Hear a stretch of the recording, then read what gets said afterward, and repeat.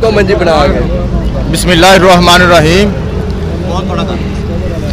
मैं अपनी बात का आगाज़ इस शेर से करना चाहता हूँ कि बतला दो गुस्ताख नबी को गैरत मुस्लिम जिंदा है, दीन पे मर मिटने का जज्बा कल भी था और आज भी है।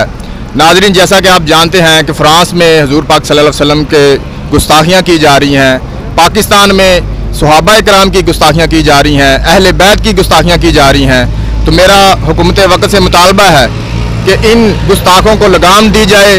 वो माएँ अभी बाँच नहीं हुई जो गाजी मुमताज़ कादरी और गाजी इल्मुद्दीन शहीद जैसे बेटे पैदा करें, और कल को ये ना हो कि इन गुस्ताखों को फिर कोई ना कोई वासिल जहन्नम कर दे। और हुकूमत को होश के नाखून लेने चाहिए। हुकूमत को चाहिए कि इन गुस्ताखों को फिलफोर गिरफ्तार करे और आसिफ दलवी जो है उसको पाकिस्तान बुलाकर उसे करार वाकई सज़ा दी जाए।